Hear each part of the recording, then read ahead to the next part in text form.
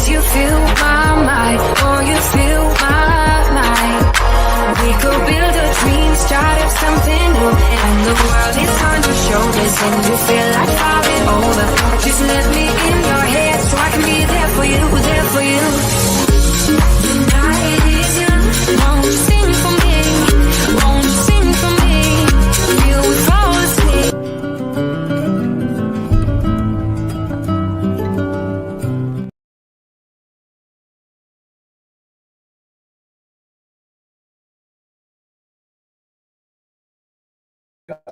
Hello, everybody. Welcome to VC Masters on the Pod TV network. I'm Nick Palavino. I'll be your moderator for today's show, but definitely not your host, because today our host, of course, is Dr. Salman Alzar, who's a professor at Duke University. So we're going to bring him in, and also he has also a very special guest for today.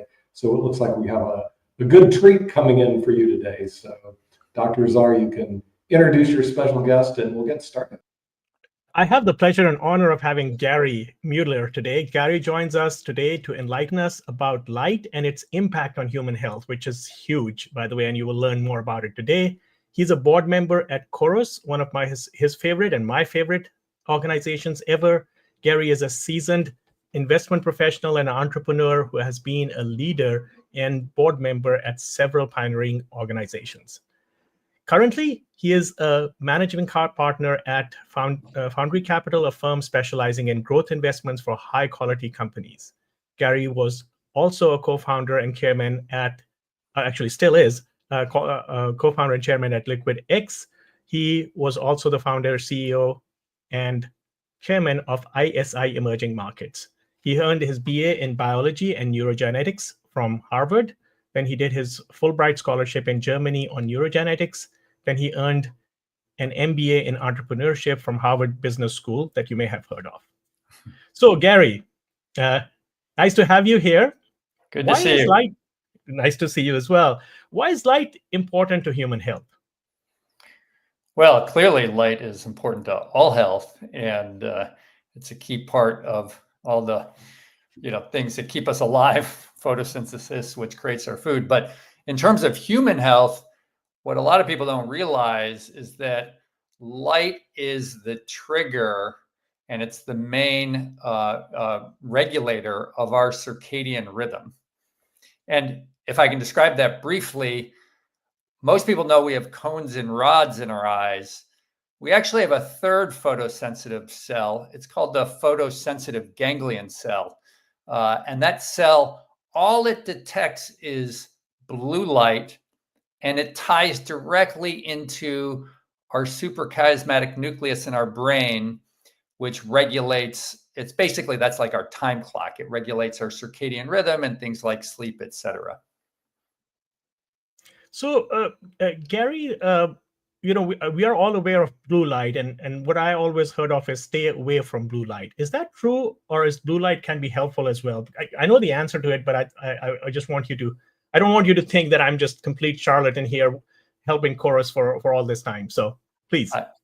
I totally understand, but it's important that we talk about this, Salman, because it's a very big misperception.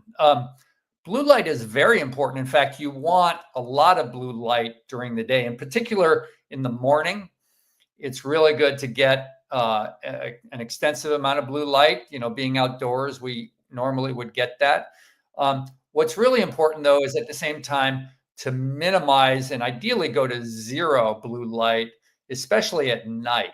And that tends to be a time when, instead of getting zero blue light, we're on our phones, on computers, indoors with light, and we're bombarding ourselves with blue light, which is actually the wrong time. It's sending a really mixed up signal to this part of our brain that regulates our circadian rhythm. Awesome. And there are other kinds of light sensitive results as well, like cancer, for example. And what I learned a few years ago, that light can cause cancer, artificial light can cause cancer. Can you tell us more about that? Yeah, there are studies now on this that show that getting the wrong light at the wrong time and doing shift work really dramatically increases your rate of cancer. And there's lots of studies on this. One study shows it effectively doubles the rate of cancer. And we're seeing that a disrupted circadian rhythm is really pernicious across a wide variety of health outcomes, from cardiovascular disease to, mental illness to a broad range of illnesses. And we're now, over the last 10, 20 years, there's been a growing body of research to the point now where it's really extensive that shows how pernicious getting effectively the wrong light at the wrong time and having a disrupted circadian rhythm. Yeah, I've seen these charts that kind of map age and severity of diseases and things like Alzheimer's and cancer for older adults, and then the ADHD and mental health. Basically, mental health is kind of all the way through, but there are lots of emotional and mental health issues as well as physical health issues. What is going on there? Why does that happen? Well, the research shows clearly that a disrupted circadian rhythm leads to these really bad health outcomes across the board, like you said. And it seems like it's in myriad areas. And my bet is that this is just going to continue. We're going to see that a disrupted circadian rhythm, leads to bad health outcomes. And it's partly why I think you're hearing now about the importance of sleep. I mean, that's been talked about for a while, but of late, there are a number of people who talk about how, sleep is without a doubt one of the most important things to your health. And what happens is the disrupted circadian rhythm affects your sleep, and it obviously just can disrupt your sleep. And that is probably what causes a lot of these bad health outcomes. And, one of my views now is that, we've really totally inverted the way we are getting blue light. Instead of being outdoors during the day, 95% of people who do information or knowledge work in industrialized countries, the average person like that spends 95% of their time indoors. So they're not getting out in front of the sun. So they're not getting enough blue light during the day, and they're getting way too much blue light at night. How many people, and we're all guilty to some degree, pick up their phone or look at a computer right till when they're going to bed. And this is really wreaking havoc with our circadian rhythm. I wanted to say what you're talking about, Gary, but I think a lot of our audience won't get that. I'm dating myself there. And if somebody wants to look up different strokes, what you're talking about, Will, is because I never do that. I never have my phone next to my bedside. I never look at my phone. Good for you. No, that is a complete lie. That is a complete lie. That's how I catch up on my day on my phone. So I am guilty as charged. And I would love to have something like a blue light blocker. And I try to turn blue light blocker until, and then I realized that this is like snake oil. Yeah, the challenge is that the blue light blockers that you hear about, or even night shift mode, Apple has night mode, those are not full solutions, because two things: one, most of them don't block all the blue light, and second of all, they also disrupt what you're trying to do. In other words, like they change the color of your screen, they make it hard to read, that type of thing. The real solution is something that we've been working on for a very long time. We started working on this over a decade ago. And now we have working technology that can make any screen look the exact same. In other words, you could have two screens together, and one, we can change the amount of blue light. So we can go from max blue, so a lot of blue light, down to zero blue. And you won't perceive a difference between the two screens. If you were looking at one with our technology and another without, ours, we can completely take out the blue light. So imagine, to your point, you want to check your phone at night, you could pick up your phone with our technology, and at 10, 11 p.m., you would see the screen as you would normally experience it, but it would have zero blue light. Yeah, and it's great to kind of hear that is coming in my phone soon, because I can't wait for it. So when you say we, you probably mean Chorus, right? Correct. Yes. So tell us what Chorus is doing about, all this lighting epidemic. I mean, like this reminds me almost like organic food, or pesticides and all that stuff. When I was growing up, was a thing, and I kind of like didn't really believe that. But now it is real, and now the light is real. What is Chorus doing about this whole lighting epidemic? That's a great question. We started Chorus about a decade ago. It was after our previous LED company, with the notion of creating really great white and LED light. And in the background, we started working on what we called healthy light. And I can go into exactly that. And so we spent a lot of time, and there are a number of people involved in this, including some really amazing researchers and scientists and physicists, et cetera, to create the technology to do exactly what I talked about, basically to deliver light, whether it's high quality white light or your screen, where we could adjust the blue light so we could make it healthy for you and make it mimic what you would get if you were exposed to, for example, sunlight. So we could completely take out the blue light, which is a really hard technical feat to do that. Or we could go max blue during the day when you're supposed to get a lot of blue light. Before Chorus, there was another company called Color Kinetics that y'all did. Y'all is a very southern way of saying, so sorry about saying that to a New England person. So tell me more about Color Kinetics. What happened there? And what did you do there? Is it the same thing as Chorus or different? No, well, it's similar in terms of the same space, in terms of digital lighting. So we started Color Kinetics up many years ago. My brother was at Carnegie Mellon University. He had always played with LED lights, but it was when there were only red and green LEDs. And then a scientist named Dr. Shuji Nakamori created the blue LED, and he won the Nobel Prize for that. And as soon as that was created, we realized that you could create full spectrum digital lighting, and that light would undergo this revolution of moving from analog, like incandescent lights, to digital, which is what LEDs are. We thought that was important for a number of reasons.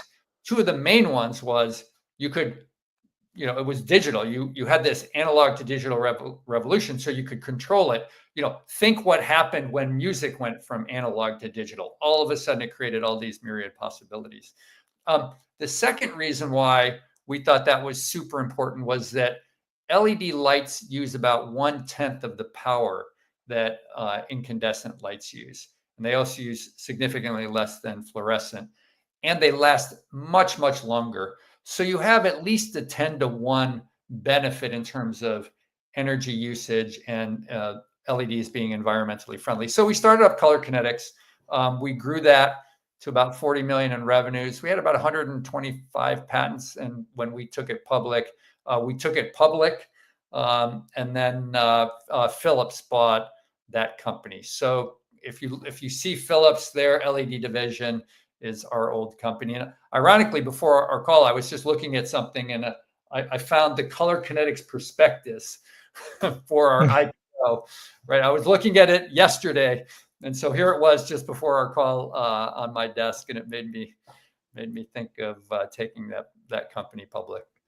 So your Philips lighting, smart lighting, literally has your family's DNA, yours and your brother's, in it.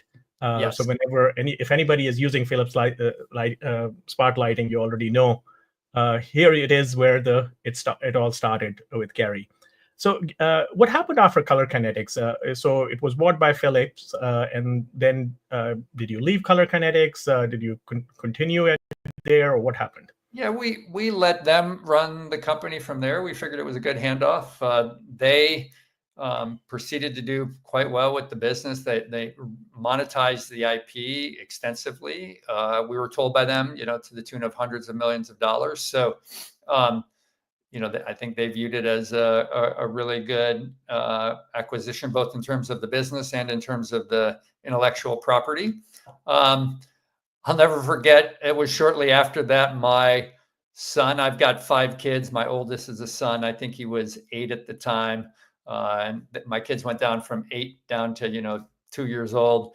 And my son said to me, hey, Daddy, do you have to travel so much? And right then and there, I said, wow, that's a good question, a very prescient question for an 8-year-old. And I said no. So I decided not to travel for a bit, spend some time with my kids. And, I had some business activities going on and some other companies and that type of thing. But it was a good time to step back a bit and see what, spend time with my family. And it's good to step back sometimes just to see what's happening out there. Yeah, definitely. So I can relate to that, because after my first exit, I said to my wife, let's move. We were in Bay Area. Let's move, buy a home in Atherton, and let's just move there. And then I can do my next startup. And she said, I don't know anybody in Atherton. All my friends are here. Why don't we stay here? I said, well, if you stay here, I don't need to do anything. So I'll just retire. That lasted for a couple of months. And then she kicked me out because I started moving furniture out and started optimizing my house. And she said, this is not your company. Get out of here. And that's kind of like, so what happened to you? I mean, did your wife kind of throw you out or something like that and say, go get a job or something? Or it's a similar story. Within a year, my brother and I were, doing things again. So he actually might have taken a little bit longer, because he loved to kiteboard, and he literally went on with his life partner on a world tour of all the best kiteboarding locations. But then after that, we said, hey, there are more things to do. And in lighting, what we felt was that, look, there's a lot more opportunity here. And if anything, what's interesting about the first company, Salman, is that we felt we did well and did good because, helping to create the LED revolution, which is kind of swept everywhere now, right? I just read the other day, LEDs are now over half of the lighting market. So it's really, and that's going to go to, as you can imagine, most of it. So that revolution has been very good in many respects. It's been very good in terms of much lower energy usage. So, we felt good about that from hey, we brought a lot of parts of the new technology of LEDs to the market. We helped from an environmental perspective, but then lo and behold, it's interesting. You start something, it gets going, and then you realize, wow, LEDs might also be an issue, right? Because they emit far more blue light.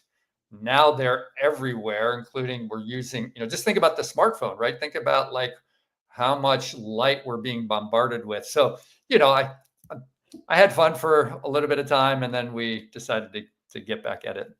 Nice. By the way, I like the way you slipped in, or, Shuji Nakamura won a Nobel Prize for this work.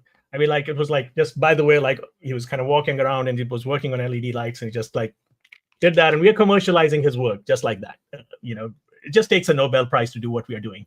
But you have other, yeah. Sorry, go ahead. You're going to say that? No, I think just the story of Nakamura's inventing of the blue LED is amazing. He is a really unique, super smart, super focused scientist who was doing research in Japan, and he just didn't give up when, told numerous times, like a lot of people doing great discoveries, right? He was told numerous times, stop this, it's never going to happen. And then he just kept persevering. And over years, he had eventually invented the blue LED. Well, what we love about that, and the history on this is great. And if you like, we can segue into it. He did that and won the Nobel Prize for creating the blue LED. And then here we are, we started up this new company, and we're doing a bunch of different things. And we're doing a lot of research and creating a lot of intellectual property around what we call, healthy lighting or human-centered lighting that ideally is going to help humans, right? The LEDs were good because they use less power, so good for the environment. But now we're thinking, hey, how can we help with this? And while we're doing it at Chorus, he was doing it at a company called Sora. He was backed by Vinod Khosla, the well-known venture capitalist. They put a lot of money into that company. And the only two companies that had a lot of IP in this space, there were some others, but we were the two main companies, were us and Sora. We approached them at a time when they had about 200 patents. We had about 250 patents. And our technology together really was ideal to create what we're calling here healthy lighting. So we approached them initially about a cross-licensing deal, and then we agreed to merge the companies about 4 years ago because we thought that was the best approach. And sure enough, it's bringing all that technology together. Now we have this amazing foundation of intellectual property, and we've been able to deliver what I talked about, that a lot of people look at our technology, and one comment we got recently was, "You can't do that."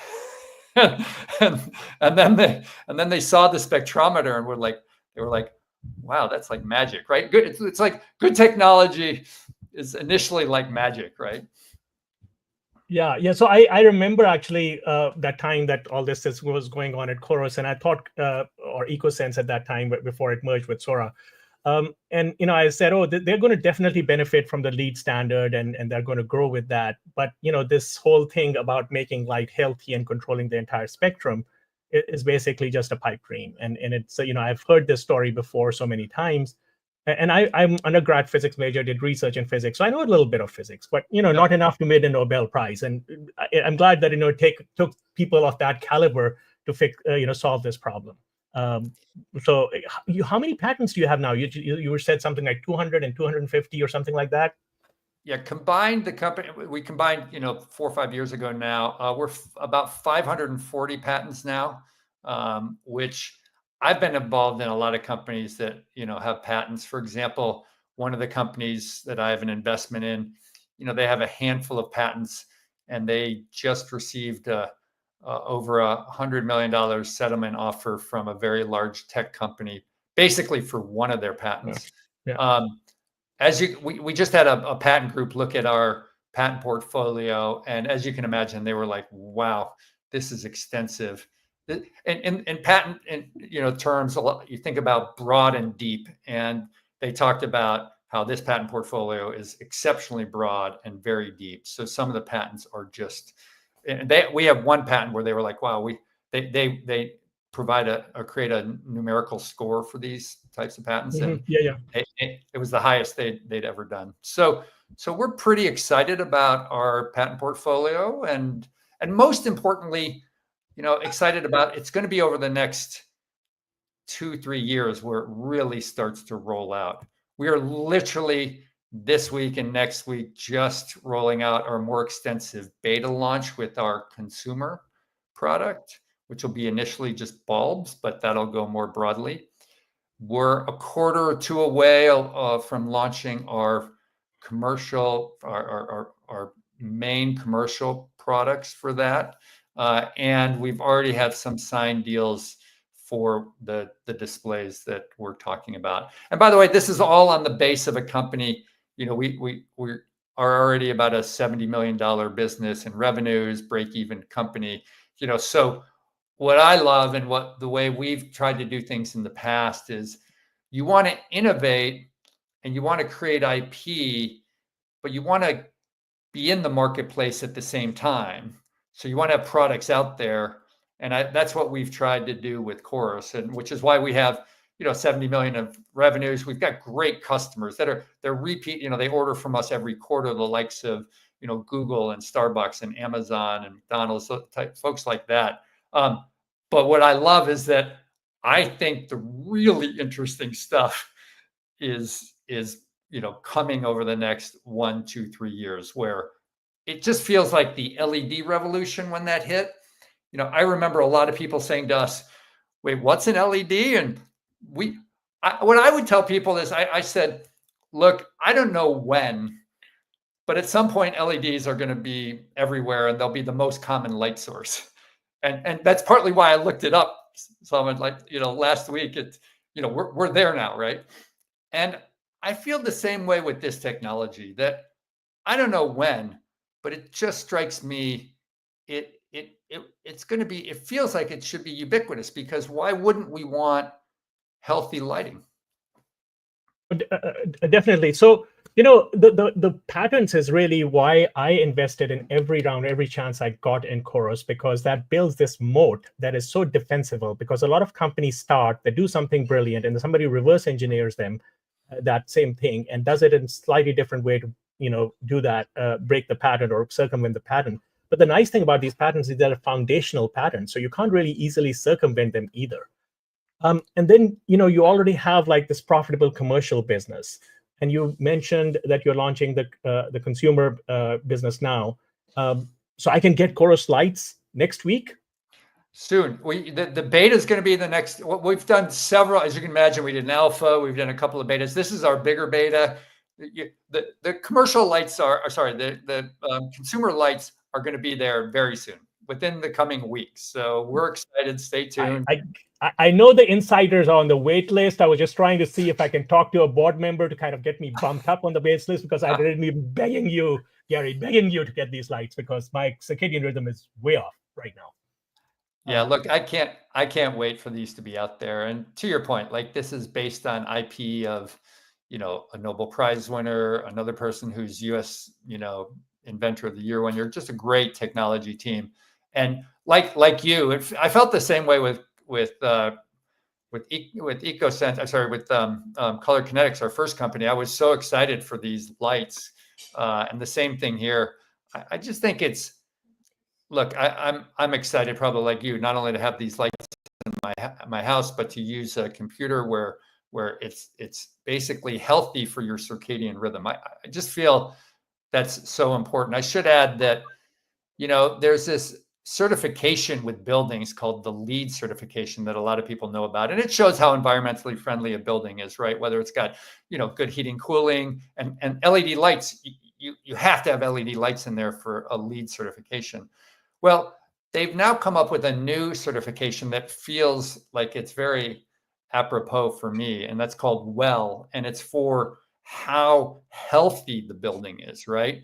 And look, we as humans, we want to go work in an environment, whether at home or in the office, that's really healthy, and light is clearly a very important part of that. And so I'm excited to hopefully help a little bit, like we did maybe with the LED revolution. Ideally help a little bit about with this revolution and this move to healthy lighting. Yeah, so WELL certification already has billions and billions of square feet of commercial space already there, and it's growing. So if I, last time I checked, there was like the TAM, or the total available market for Chorus products or healthy lighting, is like 50 billion in commercial, which you already have, 50 billion in consumer, which you are launching now, and then what is exciting is that 275 billion in displays. And I would tell me a little bit more. We just have a couple of minutes left, and maybe I can invite you again, because our story is not finished here. Yeah, look, hey, just smartphone sales alone last year were 1.24 billion. As you can imagine, devices, displays, computers, TVs, it's an enormous market. We estimate it's at least 350, 400 billion, maybe larger.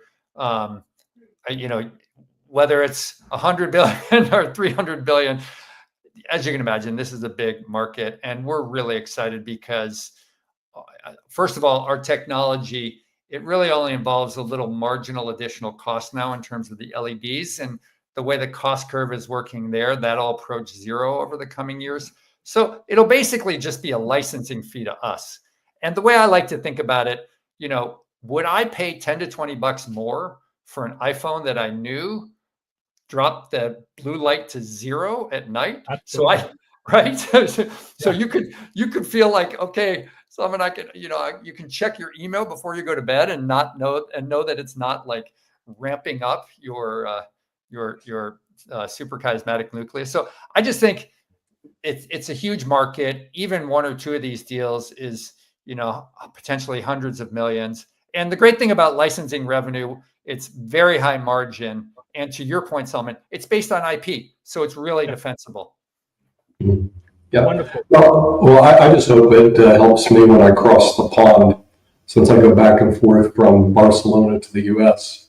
several times a year. And the circadian rhythm is like horrible, okay, jet lag. But we do want to thank Gary Mueller, our special guest on VC Masters, and of course, Dr. Salman Alzar, and our viewers in the United States, and of course, our viewers around the world, including our intrepid entrepreneurs who travel around the world all the time, who visit the Pod TV stations. And we'll see you next week on VC Masters, Pod TV Network. Take care. Bye-bye. I go anywhere with you, 'cause you fill my mind, or you fill my mind. We could build a dream, start up something new, and the world is on your shoulders, and you feel like falling over. Just let